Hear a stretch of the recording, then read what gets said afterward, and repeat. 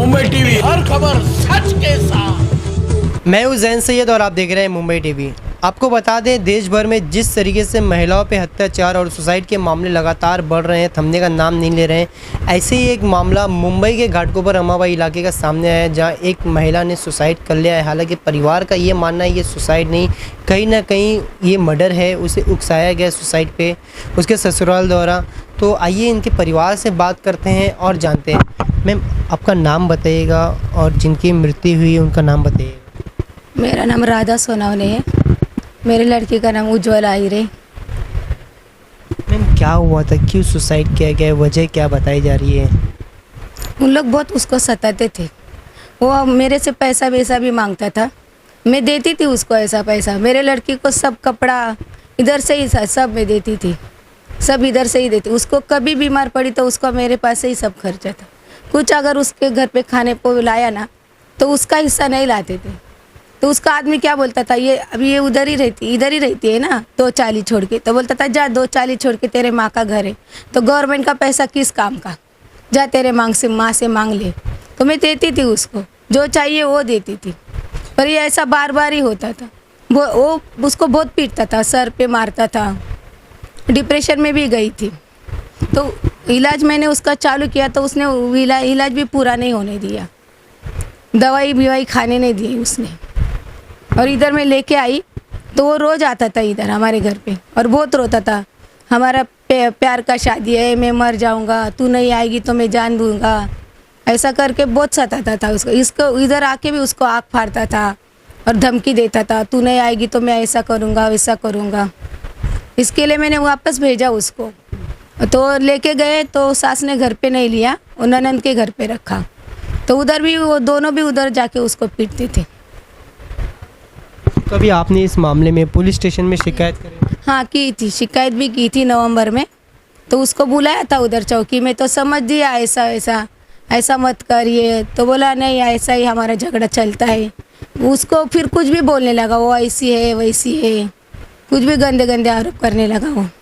हालांकि वो जो अभी उन लोग का फ़ोन में कुछ भी बताएंगे वो सब उसने ही भेजा है। मेरे लड़की को इतना इंग्लिश नहीं आता था, उसने लोग ने सब फंसा है, उसको बहुत सताया है सर।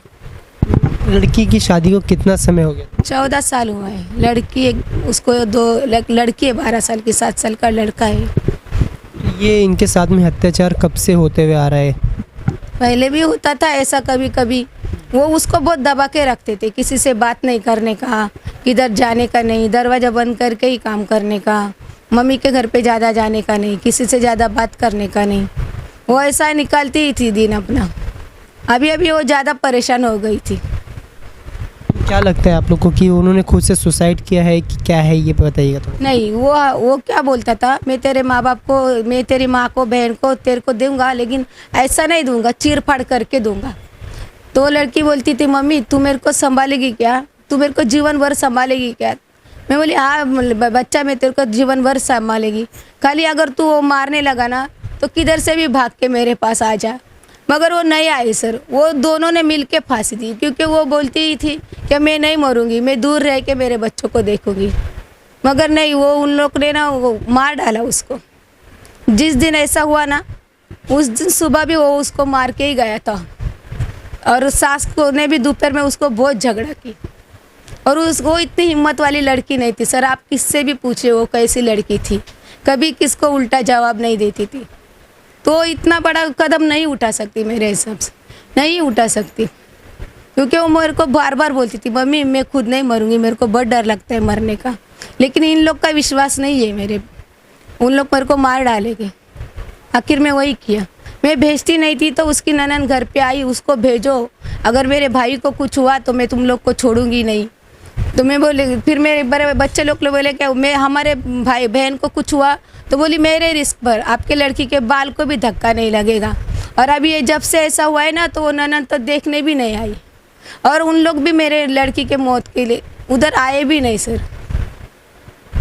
लड़की ने फांसी लगाई उस वक्त कहाँ थी लड़की और कौन कौन वहाँ मौजूद था?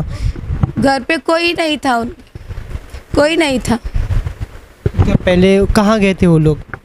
अभी वो बोलता मैं उसकी बहन ने लिखा मेरा भाई पूना गया है। अभी पुणे में आने में तो 3-4 घंटे तो लगते ही है ना। तो फ़ोन किया तो 1-1.5 घंटे में आ गया हो, 1 घंटे में ही आ गया। तो कैसा विश्वास करेंगे कि वो पुणे ही गया था। और वो सास भी इधर नाके पे घूमती थी। जब सावरी और पता चला फांसी ली, जब ही 1-2 जन ने उसको नाके पे देखा था। तो मेरा तो ये कहना है कि उसने फांसी दे के वो नाके पे चली गई। हाँ, उसने खुद से नहीं किया ये, उसकी हिम्मत ही नहीं इतना कि वो खुद कुछ कर जाए। क्या नाम है इनके आदमी का नाम क्या है? पंकज आहिरे। तो आपको क्या लगता है इसके पीछे कौन है, क्या लगता है आपको? उसकी माँ और बहन है। हाँ, पुलिस की तरफ से आपको क्या सहयोग मिला है? पुलिस क्या कह रही है? पुलिस ने अब तक तीनों को भी दोनों को अरेस्ट कर लिया है पुलिस वाले ने। हाँ, क्योंकि उन लोग बॉडी मांगने गए थे। तो जब हमने पहले ही बोला था कि बॉडी हम लेंगे, मैं मम्मी हूँ, मेरे ही इधर बॉडी आनी चाहिए। तो उन लोग बॉडी मांगने गए ना, तो वो बोले नहीं, मम्मी को मिलेगी बॉडी, आप लोग को नहीं मिल सकती है। अगर आप लोगों ने उधर कुछ तमाशा किया तो हम लोग आपको उधर से ही उठा लेंगे। इसके लिए उन लोग उधर ही रुक गए और उधर कोई आया नहीं मैयत पे मेरे बच्चे के। प्रशासन से आपके क्या मांग रही है? क्या उन लोगों को अंदर ही रहने देने। हाँ, तीनों को भी। अभी उसके ननद के नाम के भी मैं FIR लिखने वाली हूँ।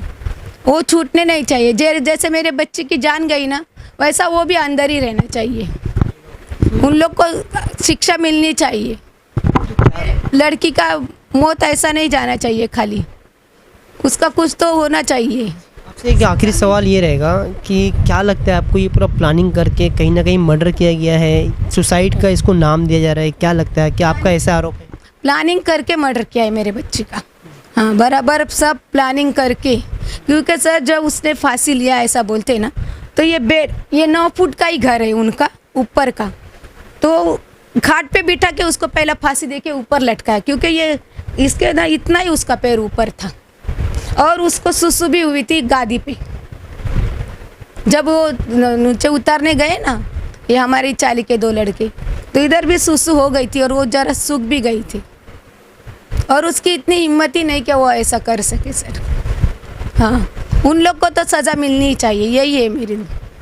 हाँ, तो कहीं ना कहीं आपने परिवार जो पीड़ित थी उनकी माँ को सुना, उनका यही कहना है कि उन्हें सख्त से सख्त सज़ा मिलना चाहिए। मगर मैं आपको बता दूं, जिस तरीके से देश में लगातार बढ़ रही आत्महत्या, उसका कारण कहीं ना कहीं, जैसे ये बता रहे थे अभी मैम, प्लानिंग करके लोग मर्डर करते हैं, इतना प्रेशर डालते हैं कि इंसान खुद ब खुद मर जाता है। इसमें किसी का नाम नहीं आता है।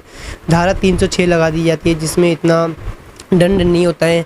और आपको बता दें, अभी प्रशासन को इस पर कहीं ना कहीं सख्त से सख्त कानून लाना चाहिए और सख्त से सख्त ऐसे लोगों पे कार्रवाई करना चाहिए। कैमरा पर्सन अम्मार खान के जैन सैयद, मुंबई टीवी, घाटकोपर।